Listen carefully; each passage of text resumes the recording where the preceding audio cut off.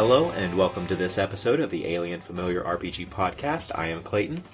I'm Jordan. Kyle Perkins here. Thank you for joining us. This is part 2 of our discussion about bad traits of players. You can find show notes and more at alienfamiliar.com. You can email us at alienfamiliarmedia@gmail.com. We are on Facebook at facebook.com/alienfamiliar. And if you would like to help us out with hosting costs, you can do so at patreon.com/alienfamiliarmedia. So if you enjoy what we're doing and would like to help us out, any help you would be able to give us would be greatly appreciated. So now we join our conversation already in progress. So there's an element of power gaming, a little bit of a tangent, that I don't think we've touched on, though it has everything to do with intent, again. And it's one that you, I think, read about online, but I've never really had this happen. A lot of this is because we've been playing a lot of 5e, and they've tried to eliminate this, I think, in 5th edition. But building a character that is along a very specific path that allows you to, without fail, always do what you want. Not by itself a bad thing. I think a little bit boring if you do that all the time, but whatever. The issue with intent there comes in when someone does that build, that power gaming build, in order to dominate the party every time and always do what they want.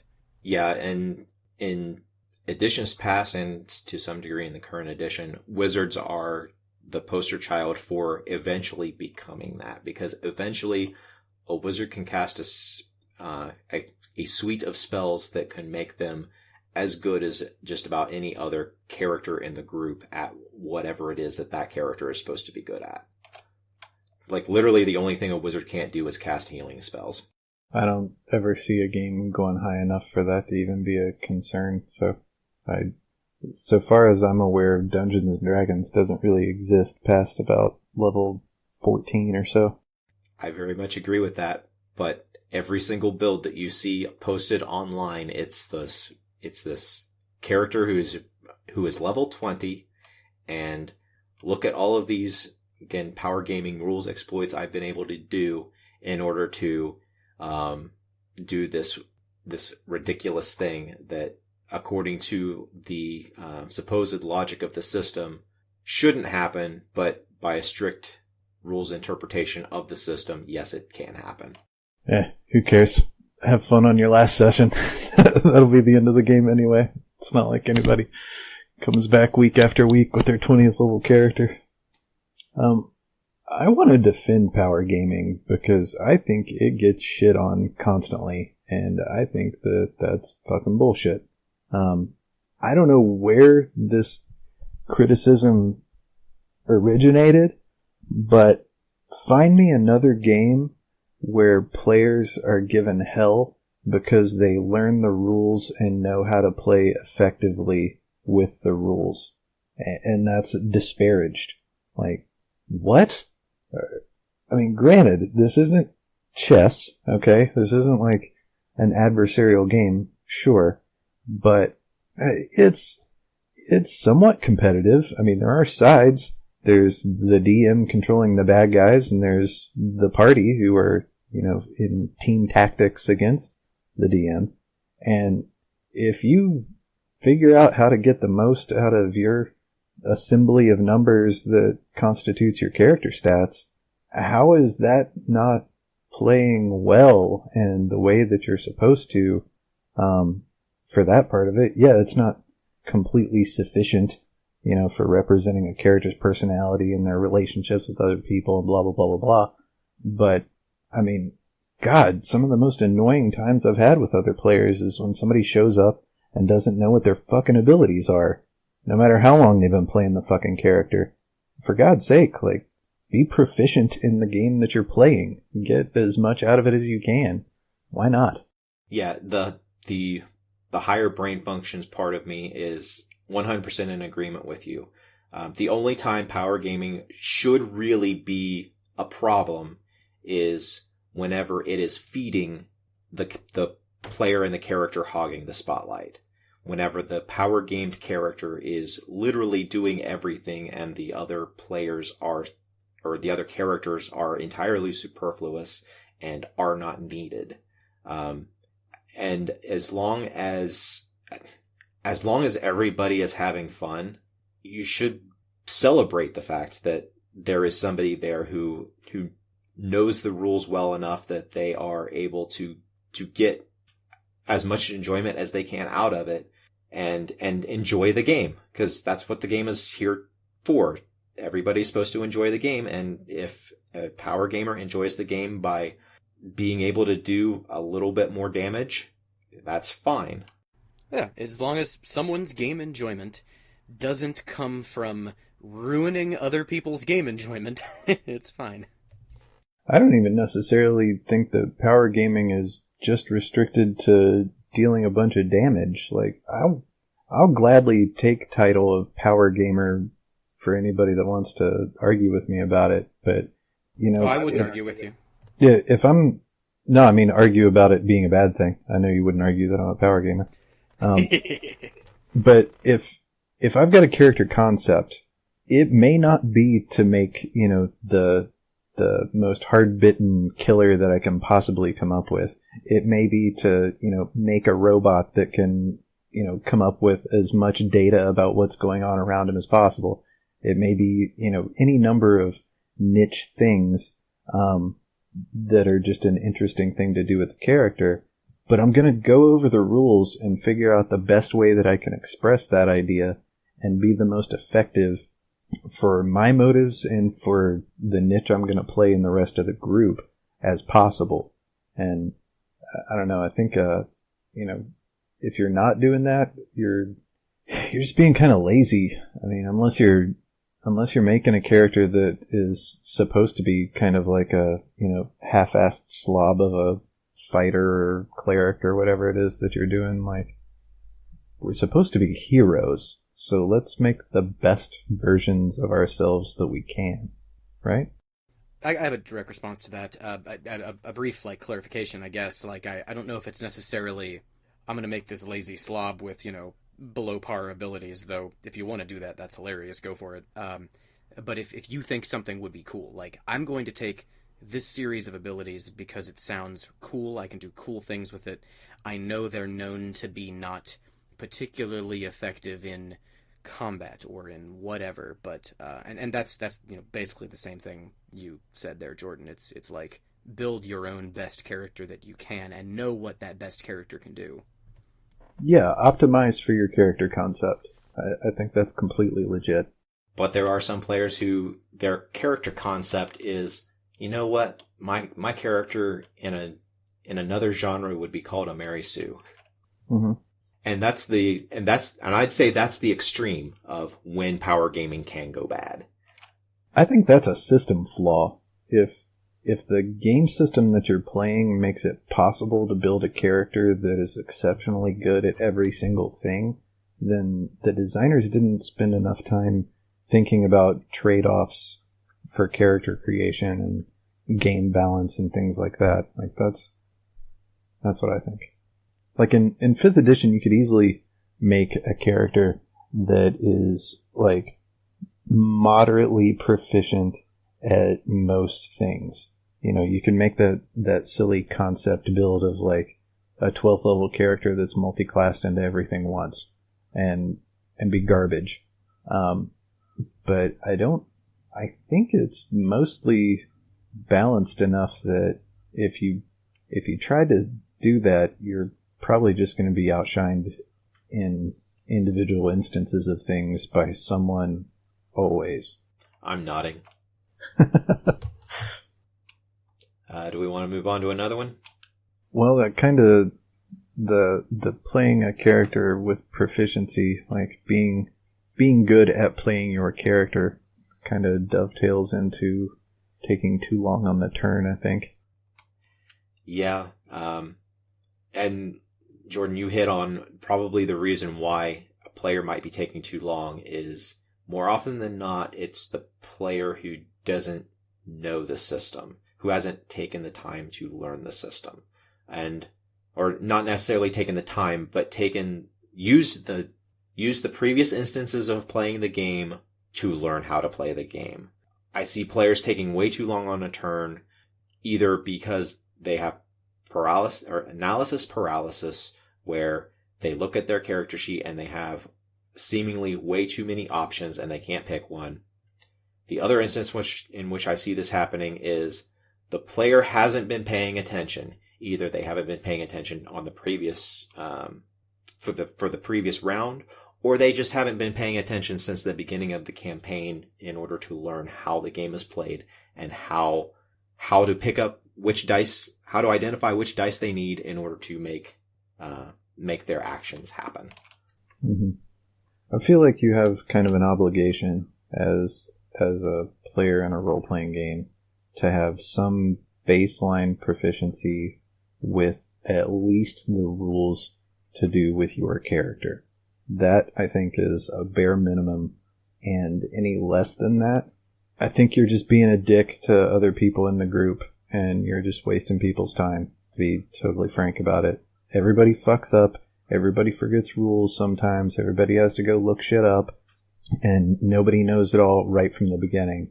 But goddammit, if you're fucking 10 sessions into a game and you've used everything that your player can do at least once or twice, and then every single turn you've got to look up what the fuck your character does again. I mean, is there something cognitively wrong with you? Okay, that's a legit excuse. I don't know what else might be. Yeah, I've seen, like you just said, 10, 15, 20 sessions into a campaign, and it comes their turn. Okay, what dice do I need to roll? Like, not even knowing the proficiency, like the attack bonuses or whatever that your character might have, not even knowing the spell list that your character might have, just the basis of, okay, this is D&D, you have to roll a D20 in order to do anything, not even knowing that baseline amount of information. Yeah. I feel like it just shows that the player isn't there to play the game. And if you're not here to play the game, well, that's why I'm here. I'm here to play this game. You're impeding my fun because you're not here to play. That's why I'm here. Right. At that point, join an improv group. Stop playing Dungeons and Dragons. Like, maybe you are really loving the roleplay aspects, and as a result, you completely ignore that there are game mechanics. That's not a good excuse. You are hampering someone else's fun because you're playing the style you want to play, which is not give a shit about the piece of paper sitting in front of you. Hell, I'd be fine if they just wanted to, sit out combat. Just don't get in my way. I don't care what you do. Yeah, that's actually a pretty valid thing. I think I've actually never heard that suggested. Is someone being like, "Hey guys, like, love playing with you, love role playing, love putting my character in weird situations and doing funny voices and cool voices, but I hate combat, so I'm gonna sit out. Don't DM, do not include me in combat encounters." Like, I'd be okay with that, I guess, as long as they fess up to it. Yeah. I would love to hear an experiment where that's tried out to see how it goes, because there are people who play this game who are not there to play D&D. They're just there to socialize, and I would love to see how that works out in actual play. Of, okay, combat. Okay, I'm just gonna sit here and I'm gonna go in the other room and just sit, look at my phone for the next half hour or ever long the combat lasts. I'll be back whenever this is done, and have them have a character who that makes sense for the character. A character who doesn't have any combat abilities. Mm-hmm. I think we're dangerously close to perfectly segueing into play disruptive character. Well, either play disruptive character or off-topic conversations, because more often than not, the off-topic conversations are what's leading to a person taking too long on their turn. That's true. The off-topic conversations happening where they're talking about anything and everything that's not the game in the middle of a combat, and then when I'm the game master, I say their name for their initiative, and they're like, well, one, if they even acknowledge me whenever I say it's your turn the first time, then they're like, okay, what's happened? It's the worst during combat. It's, we're all friends, so of course we're going to bullshit about whatever during the course of this, 3 to 6 hours or whatever that we're hanging out together. We'll talk about stuff that's not in the game, yeah. but during the combat sequence, that is a clockwork mechanism where everybody has to be there for their tooth on the gear for the whole thing to move smoothly. And that's when you shut the fuck up and do the thing. But yeah, otherwise, it might be rude. It might be like, breaking the mood of whatever scene that the DM's trying to create. So you wouldn't want to do that right in the middle of something like that either. But if it's in one of those weird intermediary periods between significant things happening, people are going to bullshit about stuff for sure. But again, just don't get in my way with it. I've had some experiences where, like, I've been waiting to do something really cool, or like very, like, it's very serious in character, just waiting to do something. And right in the moment when I finally start to do it, like, someone will say like a disruptive in or out of character joke, and it's just like, come on. Totally blow the mood. I would say that this problem right here is the main reason why I hate 4th edition D&D so much. It's like, because the way D&D 4th edition was designed, it is supposed to be a tactical war game whenever combat starts, more than any other edition of D&D. And the economy of actions was built so that you had to pay attention. And there were some classes that you had to pay attention at all times because you didn't know when all of these different triggers might happen that would allow you to do other things outside of your combat turn. And while 4th edition was the new shiny, I loved it because it was a chance for me to really get in there and learn a rule system and be able to take my turn on other people's turns. And everybody had that opportunity to take turns whenever it wasn't just your turn on the initiative. Mm-hmm. And eventually that's why I started to hate it so much, was just that there were so many people who just didn't pay attention. And it was so important to the combat that it was assumed that everybody would be playing their character proficiently in order for your characters to come out on top in the fight. Either, like, if you had a group of players who were really distracted and were not paying attention to the combat, pretty much every encounter was going to be deadly. But if you took the exact same encounter and put it with a group of people who were all sitting there paying attention and doing the things that were on their character sheets, they would just wipe the floor with whatever creature that they were fighting. There were all types of stories on like message boards and stuff of a group of players killing creatures that were like twice as powerful than what they should have had any right defeating. Yeah, you're right. That's one of the places that I don't give 4th edition enough credit. There was a lot of emphasis on squad tactics, and if you had a good group that everybody knew what they were doing, you could pull those like X-Men type of scenarios where, you take down the Sentinel or whatever it is, by playing off of everybody's strengths in a harmonious way. I don't know that translated much into 5th edition, really. Sadly, I did not play 4th edition enough to really experience any of that. A lot of my 4th edition distaste comes from a couple of one-shots that were just weird, and then, just reading about it and learning about it through secondhand experiences. It's fairly garbage for every other mode of play, but for that one slice of a session where you're doing your squad combat, it had a lot of interesting things going on. It was very constricted, as far as like the way that your character can progress, and a lot of samey characters came out of it, but there was definitely a tactical metagame that you could get really, really good at as a group. So I'm fine with talking about going into disruptive characters now. What I'm just curious. What we don't have to get into it now. You can edit this part out. But what do you mean by don't like when bad things happen? Players who pitch a fit who get all mopey and sad and Oh, okay.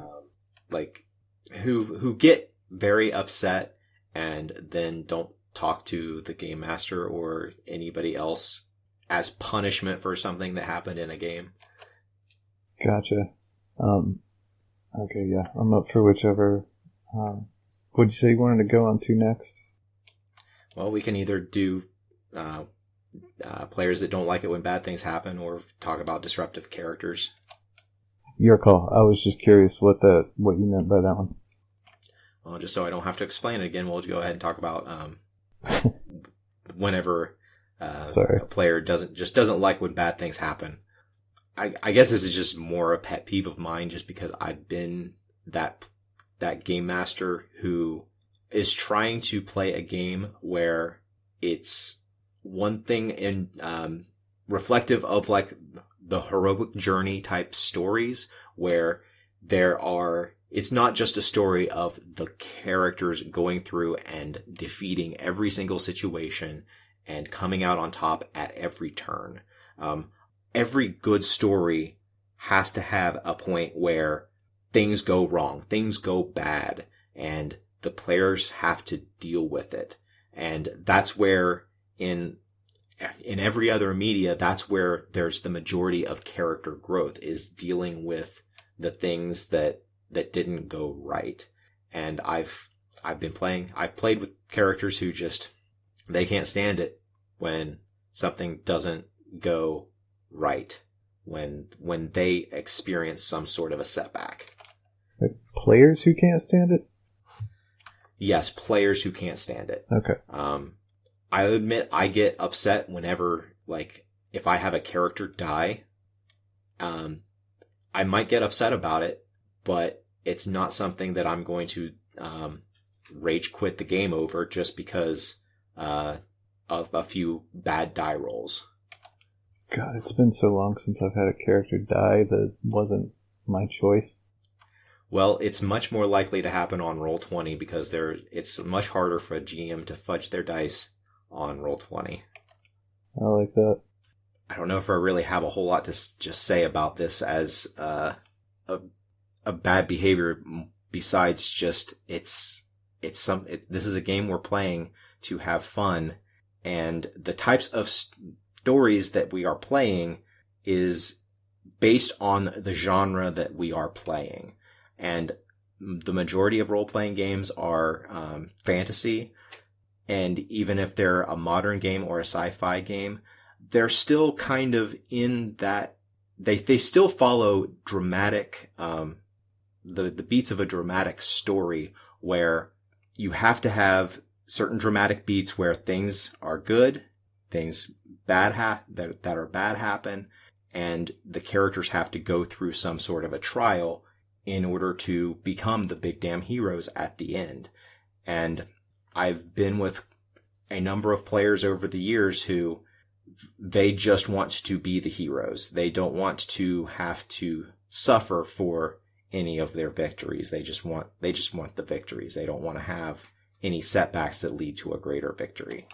That's definitely not my style, and I would never want to play in a game like that, but I'm not going to knock somebody who does. I'm not sure if that's necessarily the sign of a bad player. I think it's just the sign of a group of people that I wouldn't want to play with, but hey, if they're having fun, whatever. Do you have an example, Clayton, like where it's a problem? Because I can understand like getting pissed off that you didn't succeed at something in a session. Like there's an amount of emotional investment that you have in your character's successes or failures that's part of the fun. That is the engagement of the thing. But like, where is that a problem? Okay.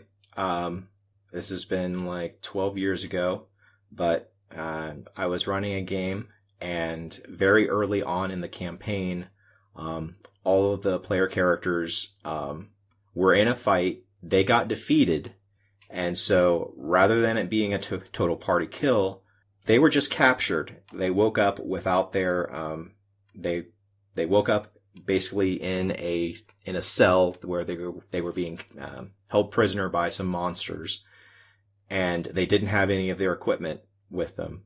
And I literally had a player who was done with the campaign at that point. They quit the game because they got captured? Yep. Damn. What did they expect to happen? I thought I was being nice by not just killing them outright. I don't know what they expected to happen whenever they lost the fight. Was there any permanent loss to their character? Well, they didn't stick around long enough to find out if they were going to be able to escape from the situation they were in, whether or not they were going to be able to get back their gear. The fight happened very close to the end of the session. They got defeated. Everybody went down, and so I basically narrated them waking up in prison or imprisoned. As like basically the cliffhanger for the session leading into the next session. And during the week, I was informed that they weren't going to be continuing with the game. Did they give you a reason? Maybe their dad died. I don't remember the exact reason that was given, but it was essentially that they just didn't like the way that the campaign was going at that point.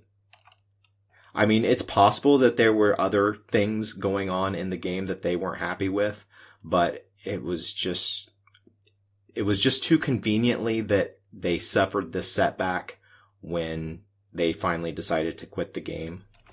Yeah, I trust that your recollection of the situation is evidence enough, or your interpretation of the situation is evidence enough that that's what the person did. That's why they quit. I was just that's just really surprising and strange to me. Yeah, I was flabbergasted. I didn't know how to react to that because it seemed so out of left field. It looked like everybody was having fun in the game too. And this wasn't the first time that they had suffered a defeat, but this was the first time that like literally everyone went down and there wasn't anybody else left to basically carry off their allies to get healed up. It's possible that they've never played a game where the DM hasn't fudged rolls to allow the parties to be victorious. That's possible. Well, what else do we have here? Disruptive player. And by disruptive player, I mean this kind of goes along with the player.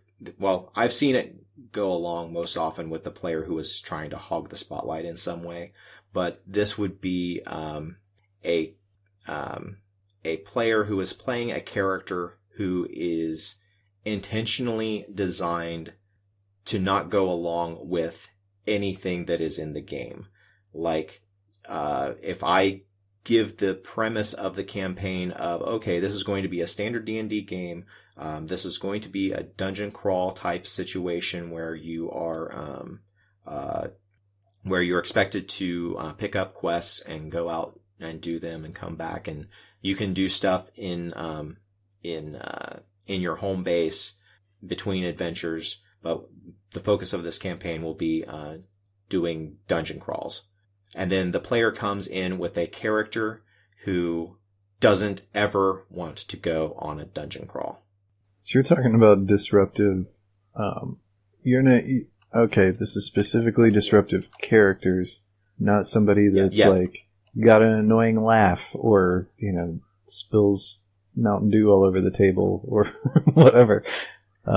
You're talking about something about their character's personality or backstory or presumably skill set. I'm going to say that this is a character who the game master has given information about what this campaign is going to be. And then the player creates a character specifically to go against the ideas of what type of game everybody is going to be playing. You create, like my example of like explaining we're going to be doing a dungeon crawl campaign and then creating a character who absolutely does not ever want to leave their home. How'd that character get approved for play? It was an instance of, I trust you guys to make these characters. We'll show up and we will play. Mm-hmm. That's why I don't do that anymore.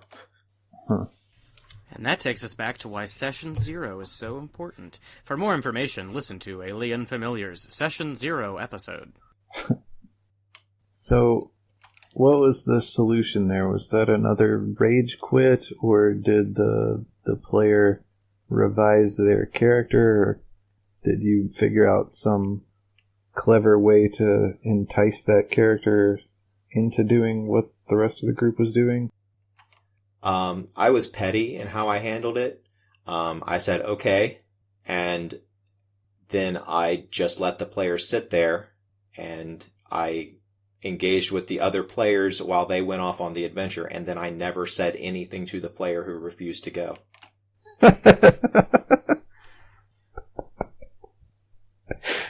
It's pretty funny. I guess that's one way. How'd that work out? Not well. Well, the character decided not to go, so I felt like I felt like I was within my right to say, well, okay, if you're not going, then you're not going to be a part of this game. But like I said, it was a petty thing for me to do. I should have had an adult conversation with the player to find out why they made this character, and is there something I'm not seeing that they want from me to get them into the game. That's also a result of why I always say I want to have characters who are invested in whatever we are going to be playing, like that have some sort of motivation for participating. Mm-hmm. Yeah, that could have been like interesting, at least definitely an instance of one of those suboptimal characters that we were talking about before. If you've got someone that's built to be a fucking courtier or whatever, and then suddenly they gotta go down in a dungeon to rescue their little sister that got kidnapped, or who fucking knows what, fish out of water kind of situation. Ideally that would have been something that would have been discussed or thought of by the player, at the very least thrown out by you. But I feel like if that's something that the DM does unilaterally, like create some uncomfortable incentive out of the blue, that's probably not getting off on the right foot, is it? Not with me anyway. But like some characters that are a little bit disruptive to the campaign are like, I'm trying to get better at like really engaging with those players who have those types of characters, because they might, like, sometimes they're just wanting to kind of push a boundary that they haven't been able to push in a while or ever. They're trying to play out a character concept that they've never been able to play before. And I feel like the best way to handle that is if the game master, if the player can recognize that they're wanting to do something that is not in line with what the game master is wanting to run, there should definitely be a conversation there. If the player can initiate the conversation, great, but the responsibility always falls to the game master to have that conversation with the player if the game master sees that the player isn't joining in what is going on, or is not just isn't. I'm not sure what I'm trying to say. The game master is ultimately the one with the responsibility to make sure that everybody at the table is having fun at the game. And that's where I failed in that particular instance. I didn't go deeper. I didn't try to find out if there was a reason why that player made this character like they did, to see if there was maybe something that I could throw out there that maybe there were some magic words that I wasn't saying that was going to motivate them to go out and do things. But I mean, there is a certain amount of the player needs to communicate with the game master if there is going to be something that they need out of the game, or some sort of a motivation that they need, because the game master has provided, I would think, enough motivation by giving the idea of what the campaign is going to be. So the players should be able to come up with motivations for their characters to participate in that. But the players should be able to talk to the game master and say, hey, I recognize what you're wanting. Can I do this little spin on it? And can we go in this direction? That's really what was missing from my interaction in my example. Yeah. It's really fucking hard being a person. It's really hard being a person who has to deal with other people. And with this hobby, we're multiplying the complexity of that at least by 2. So you're having to deal with these things that you made up in addition to yourselves. And yeah, that's you're right. It's a lot to ask though. All the communication and openness and transparency of motives and expectations and all this. I mean, as a species, we're historically shitty in doing this just on our own accounts in day-to-day life. So this is a hell of an exercise that we're undertaking in our hobby time to do it in a virtual space as well. But yeah, I agree with everything you said. Well, we are kind of getting a bit long, and I think we've talked about all the stuff we wanted to talk about for the players' perspective, or how to, like bad behaviors and how to improve them for players. Because of how long we've gone, I may end up dividing the players into 2 portions, but I think we should wait and talk about GMing stuff for definitely another episode. I think we can do our own episode, or its own episode for that topic. I think it deserves that. So, I'm fine with moving on to geek things. I have 2 of them, one very brief, just because it's only the announcement of a new game. The Elder Scrolls 6 has been announced, and they are aiming for a 2024 release in the 4th quarter of 2024. So I have a pretty good idea of when I'm going to be building my next computer. Cool. The other thing that I've got is not really a geek thing, more of a legal thing. But I don't know if you guys heard, but the Supreme Court has ruled that the state of Georgia cannot put its laws online behind a paywall. The state of Georgia, and just to clarify, this is the United States state Georgia with the in the continental U.S., not Georgia as in the place where Joseph Stalin was from, but the state of Georgia tried to claim that it owned a copyright on its laws and attempted to only have those laws available online behind a $9.95 a month paywall. You've got to be shitting me. This went to the U.S. Supreme Court, and it came down to a 5-4 decision that this was not constitutional. Holy fuck, man. Dude. I want to know the nuances that the 4 dissenting people thought that, you know what, this is a valid thing. I want to dig deeper into this. I want to know what they were thinking and what rationale was presented to them that made them think that it was okay for laws to be pay-per-view.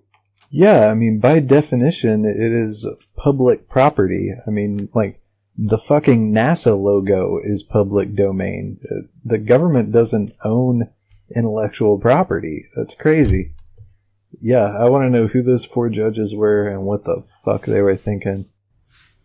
They probably owned stock in the shitty little Georgia web design house that was going to create the site and the paywall. Well, here's the thing: the web makers the web designers who were responsible for putting it up and behind this paywall, they then went themselves and posted it online for free. So they were the ones who caused this whole thing to get started whenever they circumvented what the state of Georgia told them to do by posting it online for free.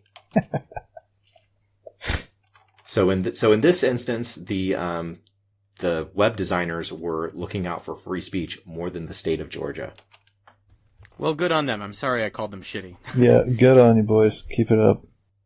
That's all that I have. I've got a couple of geek things. One is a YouTube channel that I've spent way too much time watching. It's called Modern History TV.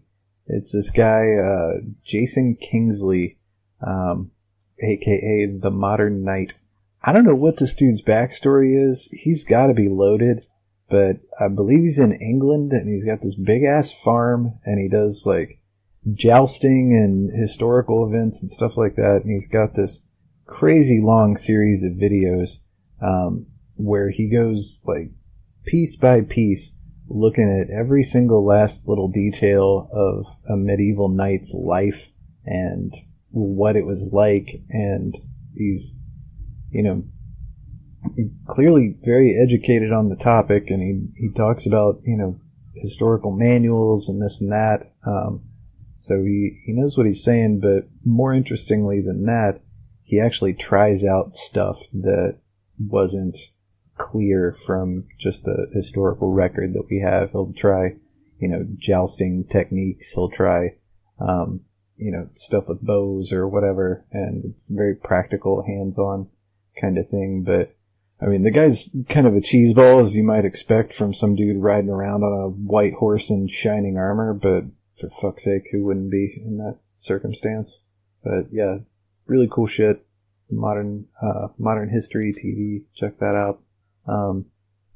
The other thing is a new Ghost in the Shell series on Netflix. It's Ghost in the Shell Standalone Complex 2045, and it's sort of a post-apocalyptic Ghost in the Shell take. There's been like a global financial collapse that is, you know, kind of mysterious, and there's this sort of perpetual warfare situation that is going on that's propping up all the remaining superpowers. It's pretty much exactly what we live in today. And anyway, it's all CGI, and it took me a minute to kind of get down with the animation style, but it's grown on me. But the writing is as good as Ghost in the Shell ever is, which is pretty top notch in my opinion. But yeah, check that out. It's pretty sweet.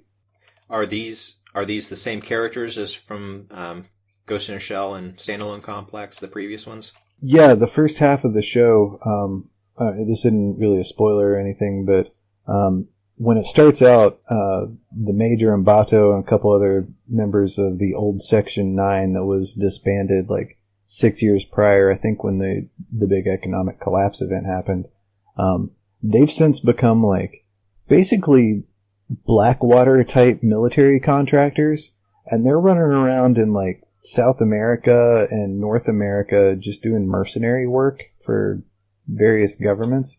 And you know, the first half of the season is about them kind of getting the old gang back together, and like Aramaki's, you know, spinning Section 9 back up and all that kind of stuff. It's pretty fucking cool. I like it quite a bit. That does sound cool. What streaming service did you say it was on? Netflix. Wow. Yeah, that sounds awesome. I am excited for that. I've been in a cyberpunk mood lately. I forget if on the last podcast episode I mentioned I was playing the original Deus Ex or not. I don't remember. I don't remember, but I can look it up real quick. You did mention that. Well, cool. I mean, so yeah, I'm about to beat it. It's a great game. If you haven't played it, absolutely check it out. But my geek thing today is more in line with your first one, Jordan. What did you call the knight guy? A dweeb or cheesy or something like that? A cheese ball, yes. So I have a cheese ball of my own. There's this awesome YouTube channel called Project Farm that I discovered recently. It's been around about 3 years. I just looked that up. It is a guy who has the personality of like the best science teacher you ever had in high school, which is like a compliment, actually. He's very clear. He's very dorky.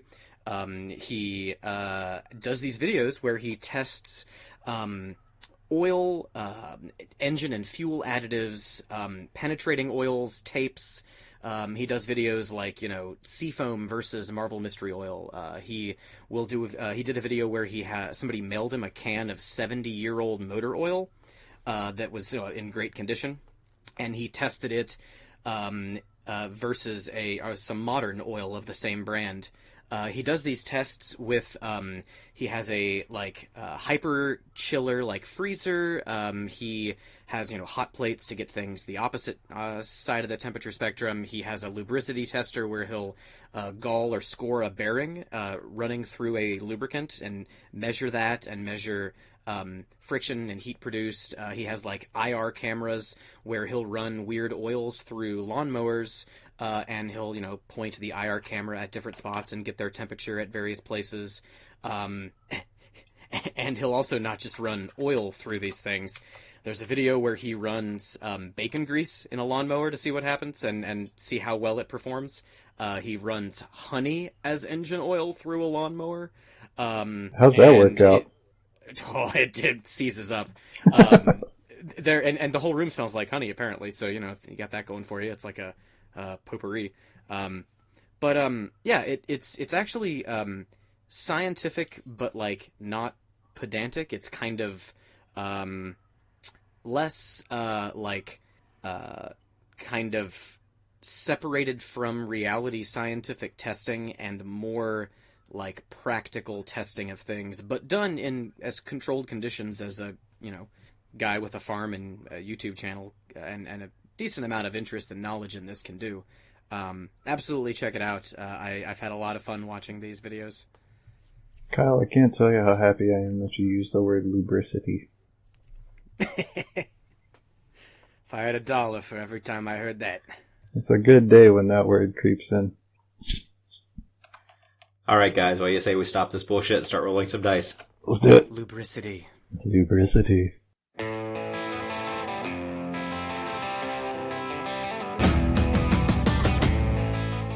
This has been a production of Alien Familiar Media. You can find past episodes and more at alienfamiliar.com. You can email us at alienfamiliarmedia@gmail.com. This production is protected under a Creative Commons non-commercial attribution, no derivatives license. Music for this episode is Suburban Outlaw by Forget the Whale and can be found at freemusicarchive.org.